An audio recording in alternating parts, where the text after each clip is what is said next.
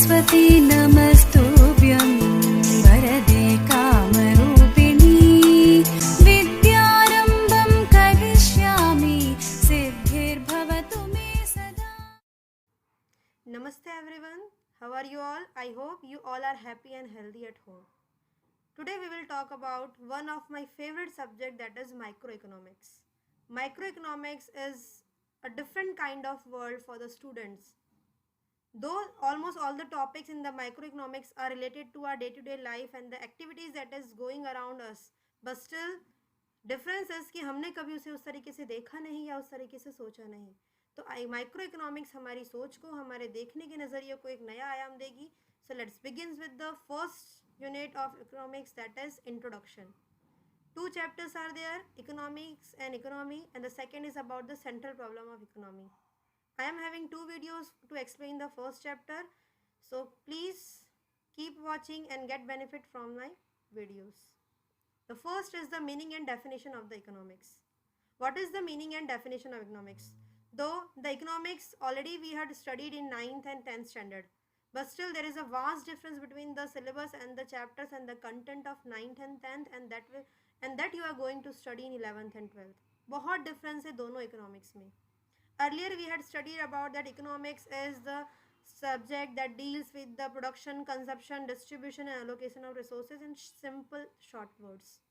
But economics is more than that. Economics की जो theory होती है वो उससे कहीं आगे है, कहीं ज़्यादा डेप्थ में है. इवन प्रोडक्शन का डेप्थ, कंजप्शन का डेप्थ, डिस्ट्रीब्यूशन का डेप्थ, हर एक चीज़ के डेप्थ में जाके हमें समझना पड़ेगा इकोनॉमिक्स क्या होती है. सो मीनिंग एंड डेफिनेशन को इकोनॉमिक के टर्म में डिफाइन करने से पहले सबसे पहले आप अपने आप से एक क्वेश्चन पूछिए, why you are doing all this things. हम क्यों पढ़ रहे हैं, हम काम क्यों कर रहे हैं, हम डे एंड नाइट इतना हार्डवर्क क्यों करते हैं, हमारे पेरेंट्स इतना हार्डवर्क क्यों करते हैं. Whatever activities we are doing throughout the day, why we are doing that? क्या रीज़न है उसके पीछे? और if you will find the answers, one thing will be common in each, that is want. So economics always revolves around wants. पूरी की पूरी economy इस want पे ही रिवॉल्व करती है. It is the center of all economy, that is want. और want कैसी होती है? So want, the feature of want is unlimited and endless. हमारी वांट हमेशा अनलिमिटेड रहती है, एंडलेस रहती, कभी भी फुलफिल नहीं होती. Today we desire for something, अगर कल हमें मिल जाएगा we desire for another things, अगर वो भी फुलफिल हो जाए then we desire for next another more things. So wants हमारी कभी भी ख़त्म नहीं होती, कभी भी एंड नहीं होती. इसका एक लंबा चेन है जो कंटिन्यूस चलता रहता है. And that is why it is very difficult to fulfil all the wants and desires with the limited resources. Yes, the next is limited resources. इन वॉन्ट्स को फुलफिल करने के लिए we need the resources. For example we need money. Our income is the resource for the consumer. हर एक consumer की income वो उसका रिसोर्स होती है. With the help of that consumer is fulfilling the needs and the wants of the life. Same वैसे ही resources, many resources are available in the country and the economy. These resources are useful for fulfilling the needs and demands and objectives and the target of the country and the economy as a whole. But the thing is, there is a difference between the availability of resources and the demand and the desire. As we all know that want is unlimited, endless, but resources, they are limited. So this limitation is also known as scarcity in the word of economics. So this is called the scarcity. So is it possible that कि अगर आज आपकी income 1000 rupees है, definitely you will be thinking about to earn 10,000 in future. अगर future में आपको 10,000 मिल जाता है तो क्या आप कंप्लीटली सेटिस्फाई हो जाओगे? Everything that you want to purchase will be purchase by you. आपकी जो भी इच्छा थी, जो भी डिज़ायर थी, what ever you want, everything आप परचेज कर लोगे 10,000 में? Not possible. फॉर एग्जाम्पल ऐसे एक कंट्री के लिए भी होता है, इकोनॉमी की भी होती है. जब कोई एक कंट्री डेवलपिंग होती है तो वो ये थॉट करती है कि वो डेवलप कंट्री बन जाए. तो क्या डेवलप कंट्री बनने के बाद उस कंट्री की सारी प्रॉब्लम सॉल्व हो जाती है? अमेरिका जैसी डेवलप कंट्री की कोई प्रॉब्लम ही नहीं है. They are develop country, they must be having resources more than us, but still lot many problems are still there. So resources कितने भी हों, डिज़ायर एंड वांट कभी भी ख़त्म नहीं होती. And that is Y we can say that no matter how rich you are as an individual or as a nation, we will never find resources to achieve everything we wish or everything we want to achieve as an individual or as a nation. And this is called scarcity. So scarcity matlab difference between the desire and the resources. And it is the universal truth that resources are always less than desire, or we can say we desire always more than what we have, and this difference is called as the scarcity. Okay, so point to be noted that the root cause of all economic problem is scarcity. This can be asked for one mark question, that what is the root cause of all economic problem. So scarcity is the root cause of all economic problem, and the universal truth about this is that this problem can never be solved. हम कभी भी इस problem को solve कर ही नहीं सकते कि जितने भी रिसोर्सेज हमारे पास अवेलेबल है हमने सारे के सारे डिमांड्स उससे फुलफिल कर लिए, सारी की सारी उससे नीड फुलफिल कर ली. We left with no desire, no more wants, no more demand, no more need. So this problem can never be solved. The only thing we can do is to manage that. हम सिर्फ इतना कर सकते हैं कि जो resources हमारे पास है और जो डिज़ायर हमारी है उसको हम मैनेज करें. तो हम प्रायोरिटी सेट करते हैं कि कौन सा पहले टॉप प्रायोरिटी में फुलफिल होना चाहिए, कौन सी बाद में फुलफिल होनी चाहिए, and accordingly we go with the rest of the desires and the need of the life. So it is very important to note down that and remember that scarcity is the root cause of all economic problem. Again दो questions यहाँ पे बनते हैं. एक question बनता है कि economic problem क्या है. तो इकोनॉमिक की प्रॉब्लम क्या है वो हम नेक्स्ट चैप्टर में डिस्कस करेंगे. Scarcity is not the economic problem. Scarcity हमारी प्रॉब्लम नहीं है, ये डिफरेंस समझो. स्कैरसिटी हमारी प्रॉब्लम नहीं है, but scarcity is the reason behind the problem. That is the main cause of the problem. And again I am telling, economics को पढ़ना बहुत ईजी है, इकोनॉमिक्स को समझना बहुत ईजी है, but when it comes to write about the theories and the concepts and explanation of economics, hardships आती है वहाँ पे. So it will be better if you are pausing the video and noting all these points that given in the slides. और special points को आप at least कुछ important points को आप note करते जाइए. And one of the most important point that can be asked for one mark question, and that is the scarcity is the root cause of all economic problem. Okay, the next. So now we can define economics with the help of this resource and the wants. Okay, so what is economics? Economics is a subject that deals with the rational management, of scarce resources in such a way. In resources को इस तरह से manage करना सिखाती है economics हमें कि consumer can maximise the satisfaction. Each and every consumer can maximise the satisfaction. हर एक कंज्यूमर का एक ही ऑब्जेक्टिव होता है, अपने सेटिस्फेक्शन लेवल को इंक्रीज करना. तो consumer can maximise the satisfaction, producer can maximize the profit, and the country and the nation can maximize the GDP growth rate and the income of the nation and the welfare of the nation. Why? Because satisfaction is the main objective of consumer, profit is the main motive of producer, and GDP, increasing GDP rate and the social welfare is the whole and sole interest of the nation. तो इन तीनों चीज़ों को fulfil करने के लिए हम कैसे अपने इसके रिसोर्सेज को यूज़ करें, ये मैनेजमेंट इकोनॉमिक्स हमें सिखाती है.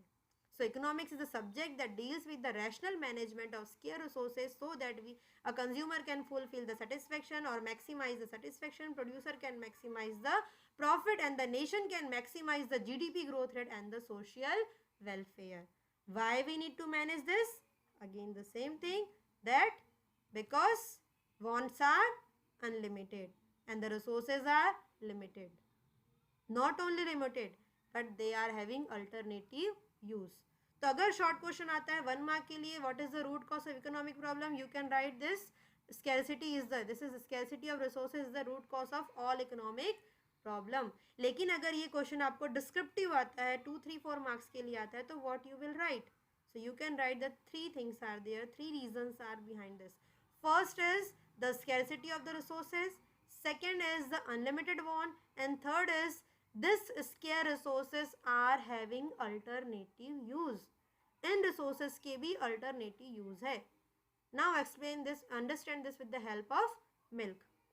अगर हम पूरी कंट्री के टी एंड कॉफ़ी की डिमांड को हम मेज़र करें तो पॉपुलेशन इतनी ज़्यादा है कि सिर्फ टी एंड कॉफ़ी की पूरी डिमांड को फुलफिल करने के जितना मिल्क का प्रोडक्शन में भी हमारी कंट्रीज़ में नहीं होता, मोस्ट ऑफ द कंट्रीज़ में नहीं होता. ओके, सो वैसे ही स्कैरसिटी है because the population is very huge. और मिल्क ले लो या आप क्रूड ऑयल ले लो, पेट्रोलियम ले लो, many things are there. Okay, so it is always there कि जो पॉपुलेशन की डिमांड होती है उसके अकॉर्डिंग रिसोर्सेज हमारे पास अवेलेबल नहीं होते, उससे कंपैरिजन में कम रिसोर्सेज अवेलेबल होते हैं. बट जब स्कैसिटी का लेवल तब ज़्यादा बढ़ जाता है जब इन रिसोर्सेज के अल्टरनेटिव यूज़ होते हैं. फॉर एग्जांपल अगर जब यही मिल्क स्वीट्स या अदर थिंग्स के लिए यूज़ होता है तो मिल्क की सप्लाई और भी ज़्यादा डिक्रीज़ हो जाती है, या फॉर टी एंड कॉफ़ी के लिए वो और भी ज़्यादा डिक्रीज़ हो जाती है. या जब वही क्रूड ऑयल वही पेट्रोलियम अगर इंडस्ट्रीज़ में और अलग अलग प्लेसेस पे यूज़ होना स्टार्ट हो जाए तो उसकी सप्लाई में भी उतना ही इम्पैक्ट जाता है और स्कैसिटी का लेवल और भी ज़्यादा बढ़ जाता है. So 3 causes are there, 3 reason behind the problem. These are not the problem, but these are the reason behind all economic problem. That is unlimited want, scarcity of resources, and the alternative use of this scarce resources. So economics is the subject that teaches us, जो हमें ये सिखाती है, जो ये हमें बताती है कि कैसे हम इस लिमिटेड रिसोर्सेज को यूज़ करके अपनी चीज़ों को, अपने सेटिस्फेक्शन लेवल को मैक्सिमाइज कर सकें, अपने ऑब्जेक्टिव्स को हम मैक्सिमम लेवल पे अचीव कर सकें. Okay, so the next topic is the most important topic. Direct questions can be asked many times. It has been asked in CBSE board that what is the difference between micro economics and the macro economics. अब यहाँ एक common opinion जो लोगों का वो sometimes होता है that micro economics and macro economics are the types of economics. ऐसा हमें लगता है कि micro and macro are the 2 types of economic, but actually it is not true. Micro and macro are not the 2 types of economic, but they are the different approaches. 2 तरीके हैं, अलग अलग तरीके हैं किसी भी चीज़ को हैंडल करने के. So micro economics and macro economics are the 2 ways to achieve the target to manage the resources. 2 अलग अलग लेवल है of working. So micro and macro are the 2 different approaches, not the types. Okay, तो difference करने के बहुत सारे basis हो सकते हैं. डिफरेंट क्राइटेरिया में हम इनको डिफरेंशिएट कर सकते हैं. So first we will understand the difference in the meaning of micro economics and the macro economics. So micro economics is what? Micro एक बहुत well known and common word है जो हमें पता होता है. लाइक माइक्रो मतलब माइक्रो छोटे छोटे, माइक्रो ऑर्गेनिज्म, माइक्रोस्कोप, माइक्रोब्स, ऐसे बहुत सारे माइक्रो माइक्रो हमने पढ़े हैं. So micro means small. Economics में स्मॉल मतलब single unit. The individual and the smallest unit of whole economy is the micro unit of that. For example, we are taking the whole of nation as a whole economy. Then उस पूरे economy का एक consumer एक small unit होगा, एक producer एक small unit होगा. But it is always not कि वो सिंगल अकेला ही होना चाहिए, नंबर में 1 होना चाहिए. Okay, it can be a industry, it can be a firm, it can be a market. जब हम किसी स्पेसिफिक एक ही चीज़ के बारे में हम बात करते हैं, दैट मीन्स हम उसको माइक्रोस्कोप लगा के उसके स्मॉलेस्ट यूनिट को हम स्टडी कर रहे हैं. सो studying the smallest unit of economy is the micro economics. It is the study of individual consumer, individual producer, individual industry, individual firm and individual market. On the other hand macro economics, macro means large. Macro का मतलब होता है बड़ा, किसी पूरे को एक साथ स्टडी करना. Okay, so the economy as a whole, पूरे इंडिया के बारे में, जिसमें सारे के सारे प्रोड्यूसर आ जाए, सारे के सारे कंज्यूमर आ जाए, सारे के सारे फर्म्स आ जाए, the all the industries, all the firms, all the consumers, all the producers, all each and every type of market, सबको कंबाइन करने के बाद जो हमारे पास है उसको हम स्टडी करते हैं. That is the aggregative approach. Macro is the aggregative approach where we are trying to understand, okay, the aggregate demand, overall demand by all the consumer, overall supply by all the producer, overall income of the country in terms of national income like GDP, GNP, NNP, many terms are there. At the same time, the level of employment and the unemployment. So these are the main topics of microeconomics.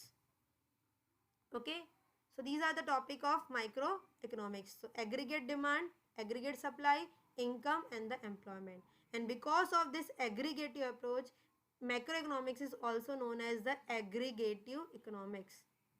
Aggregative approach, where microeconomics is the individualistic approach to understand the phenomena of different activities that are happening in an economy. Understood? So micro means small, individual, macro means large, aggregate.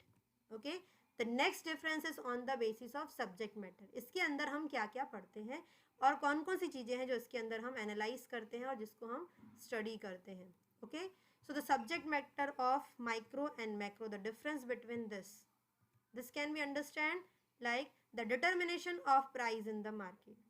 Consumer की demand, हर एक consumer का जो purchase level होता है वो उसकी price पे depend करता है. प्राइस बढ़ जाएगी, परचेस कम करेगा, प्राइस कम हो जाएगी, परचेस ज़्यादा हो जाएगा. सो पूरे के पूरे कंज्यूमर की जो एक डिमांड की जो एक्टिविटी होती है वो प्राइस पे डिपेंड करती है. Okay, at the same way and because of this sometimes micro economics is also known as theory of price. Again point to be noted down, it can be asked in MCQ or any other 1 mark question, objective question, that which economics is also known as theory of price. So microeconomics is also known as theory of price. Okay, and the next is the macroeconomics, that is about the aggregate output, overall output. Okay, and the general price level. What is general price level? कभी आपने सोचा है जब हम market में जाते हैं, हम बहुत सारे वेजिटेबल वेंडर्स के पास जाते हैं, सबके पास हमें ऑलमोस्ट हर एक चीज़ की सेम प्राइस मिलती है. Like 40 rupees of onion is prevailing through out the market. आप किसी भी कॉर्नर पे जाओ, एक नॉर्मल कंडीशन में सबके पास आपको एक ही प्राइस मिलेगी. How it possible? ऐसा होता है कि सुबह सुबह किसी की नींद खुली और मन में चलो आज 40 रुपये लेना है और सबने 40 रुपये लेना है, उसने माइक लिया, अनाउंस कर दिया 40 रुपये 40 रुपये 40. Is it like that? Then who is deciding thing? कौन डिसाइड करता है कि आप किसी भी कॉर्नर में जाओ आपको सेम प्राइस मिलती है? इनफैक्ट इतना ही नहीं, जब प्राइस इंक्रीज होती है तो सबकी एक साथ इंक्रीज होती है, डिक्रीज होगी तो सबकी एक साथ डिक्रीज होगी. हाँ, there is one different situation, like अगर क्वालिटी लोअर हो गई तो प्राइस कम हो जाएगा, या अवे फ्रॉम मार्केट हो गया, डिस्टिंक्ट प्लेस पे कोई सिंगल सेलर है तो उसकी प्राइस अलग हो जाएगी. That is the different case. But normal condition में ऑलमोस्ट हमें सब जगह एक सिमिलर प्राइस मिलती है. तो सबकी प्राइस सिमिलर कैसे हो गई? This we will understand while we understand the macroeconomics. So macroeconomics deals with this general price level कि पूरे मार्केट में एक नॉर्मल प्राइस कैसे सेट होती है, कौन सी ऐसी चीज़ें हैं जो इसको डिटरमाइन करती हैं. Okay, and so because this output जो हमारा प्रोडक्शन होता है वो इनकम में कन्वर्ट होता है और जो उसमें जो वर्किंग पीपल होते हैं वो एम्प्लॉयड होते हैं. And because of this macro economics is also known as theory of income and employment. Again, point to be noted down, it can be asked that which approach of economics or in which economics, okay, we are studying about the theory of income and employment, or it can be asked that macroeconomics is also known as dash, that is the theory of income and employment. So this is the difference between the subject matter of microeconomics and the macroeconomics. Next, move on to the next topic, that is we have the differences on the basis of components. उनके basic component, basic theory कौन कौन सी है, जो micro economics में कौन कौन सी theory आती है एंड द मैक्रो इकोनॉमिक्स में कौन कौन सी थ्योरी आती है, वो हम थोड़ा सा डेप्थ में देखेंगे और उनके डिफरेंसेस को समझेंगे. Okay, so as already said that micro में हम पूरा का पूरा कंज्यूमर के बारे में पढ़ते हैं. Okay, basically these are the 3 units of your economics. Micro economics के ये 3 यूनिट है और मैक्रो इकोनॉमिक्स के ये 3 यूनिट्स है जो आप अलग अलग चैप्टर्स में पढ़ने वाले हो. तो इनिशियली जब हम इकोनॉमिक्स पढ़ेंगे, फील लाइक कंज्यूमर, आप फील करो कि आप एक कंज्यूमर हो और एक रैशनल कंज्यूमर की तरह आप चीज़ों को समझो. फिर जब हम नेक्स्ट हाफ में जाएंगे, feel like producer, feel like Tata Birla Ambani, उनकी तरह फील करो कि मैं कंट्री का प्रोड्यूसर हूँ और जब मैं प्रोडक्शन करने जाऊँगा तो मैं क्या क्या सोचूंगी, like whatever things are there जिसके बारे में मुझे सोचना एंड समझना पड़ेगा. That is the producer's behaviour. Then अब ये कंज्यूमर और ये प्रोड्यूसर जब आपस में इंटरेक्ट करते हैं, बिकॉज सिर्फ डिमांड से एक्टिविटी नहीं होती और सिर्फ सप्लाई से भी एक्टिविटी नहीं होती. डिमांड को फुलफिल करने के लिए सप्लाई चाहिए और सप्लाई के लिए डिमांड चाहिए, और जहाँ ये दोनों इंटरेक्ट होते हैं वहाँ मार्केट बनता है. So then last end of the micro economics हम पढ़ेंगे मार्केट के बारे में कि मार्केट में प्राइस कैसे सेट होती है और कैसे ये डिमांड एंड सप्लाई मार्केट में प्राइस के लेवल को चेंज करते हैं. सो माइक्रो इकोनॉमिक्स के बेसिक कंपोनेंट कौन कौन से हो गए? तो first component is demand. Demand is the first, जो कि जब तक कंज्यूमर डिमांड नहीं करेगा, प्रोड्यूसर सप्लाई नहीं करेगा, मार्केट का कॉन्सेप्ट खत्म हो जाएगा. ओके, तो कंज्यूमर का बिहेवियर, डिमांड मतलब डिमांड क्या है? एक कंज्यूमर का बिहेवियर है कि वो कैसे बिहेव करता है. कैसे बिहेव करता है दैट मीन्स वो क्या डिमांड करता है, कितना डिमांड करता है और किसके बेसिस पे डिमांड उसकी चेंज होती है. That is the consumers behaviour. The first component of micro economics is the demand, the consumers behaviour. Okay, the second component हो गई that is the producer behaviour, that how a producer is behaving that means how he is deciding the quantity of output. वो कितना produce करने वाला है, किस level पे produce करने वाला है, क्या प्रोड्यूस करने वाला है, कहाँ वो सेल करने वाला है, कितनी क्वांटिटी वो करेगा, किस लेवल पे करेगा. This all is the basic behaviour of the producer and that is called as the supply. तो सेकेंड जो इम्पॉर्टेंट कंपोनेंट है माइक्रो इकोनॉमिक्स का दैट इज द सप्लाई, की हर एक प्रोड्यूसर किस बेसिस पे अपनी सप्लाई को डिटरमाइन करता है. एंड जब ये दोनों आपस में इंटरेक्ट करते हैं तो मार्केट कैसा होता है, और मार्केट में क्या होता है दैट मीन्स प्राइस क्या होती है. तो that is the theory of price. So these are the three components, the demand, the supply and the price are the three basic components of microeconomics that we will discuss in detail. Okay, on the other hand, as macro is the aggregative approach, वो सबको मिला जुला approach जिसमें हम सब कुछ देखते हैं. Okay, so यहाँ पे आता है AS means aggregative supply जो हमने पहले देखा था. AD is the aggregate demand, सबका demand. सो द सबसे पहले चीज़ अब जिसमें हम पढ़ेंगे that is the equilibrium. What is equilibrium?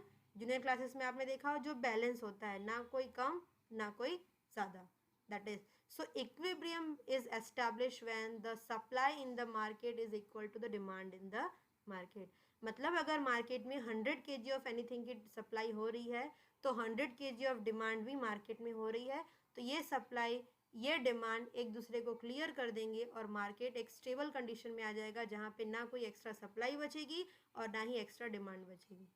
And this is called the equilibrium situation in the economy.